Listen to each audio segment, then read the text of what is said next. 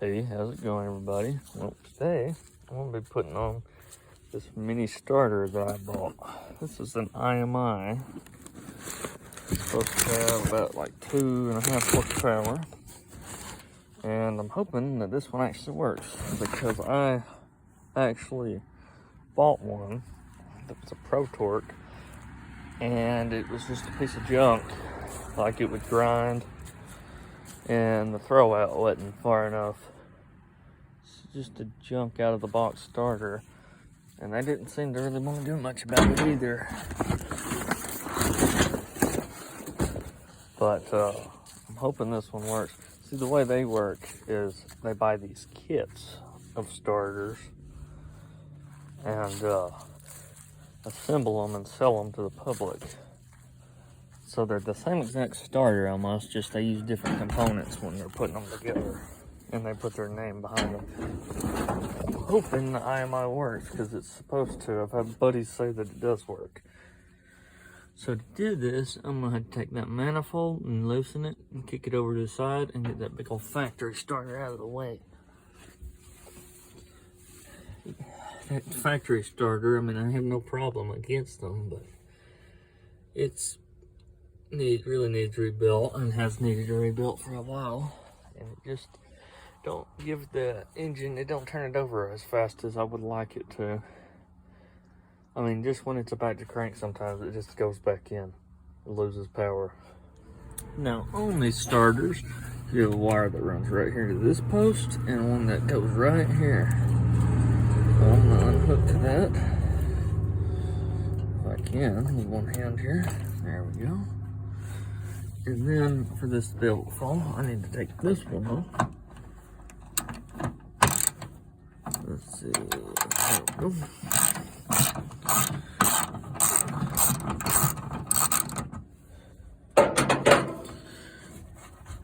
Now I'll take that off. And then boom, and I'll put this nut back on here where I don't lose it. And that starter is just now about ready to drop. And it's got 2 bolts on the bell housing, because this is a bell housing now. Alright, I got 1 bolt out. And I'm going to have to get this other bottom one right here. It's got a nut on it. Once I get that out, I'll have to pivot this manifold over so I can get this old one out. Well, I ended up dropping the exhaust. I had to get that off. It's a tight fit. But luckily, I was able to maneuver out old reliable here.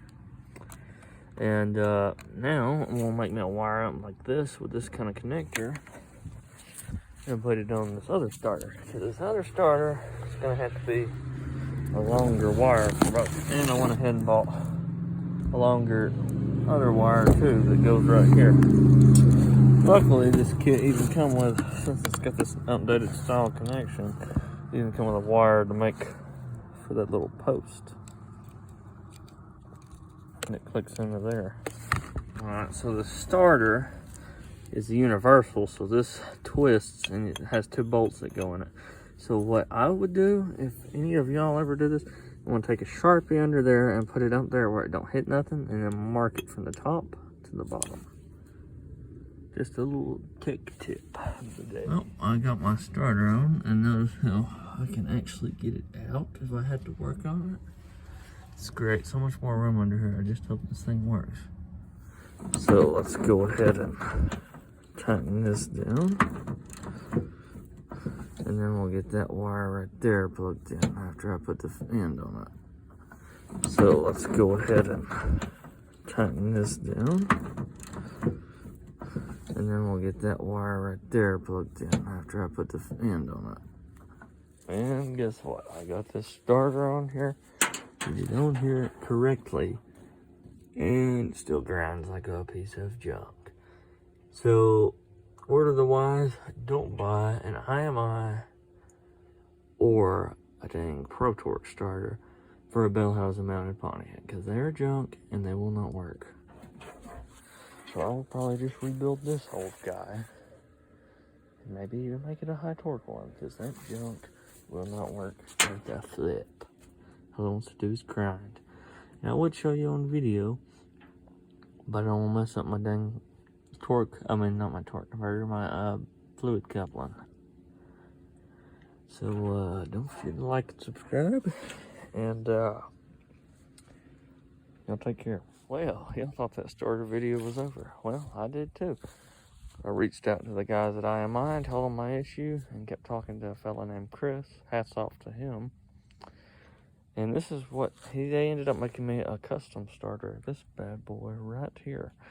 It's pretty much the same thing, but they actually made it longer, kind of, in a sense.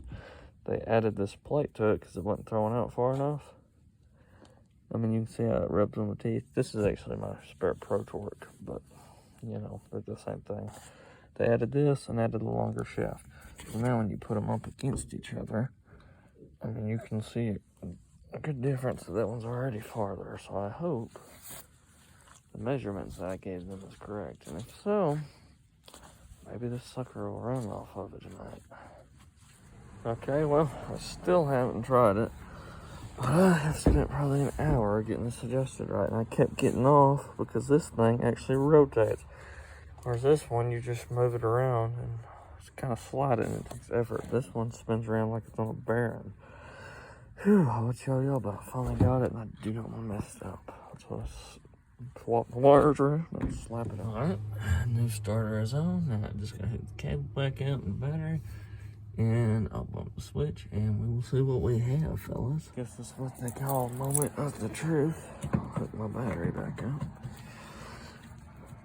And it might even fire out, so I'm going to take these off, just in case I don't fall out some spark plugs, if it actually does crank. And I really hope that the throwout on that's not too far, because we might run into some big issues, if that's the case. But maybe not. Alright.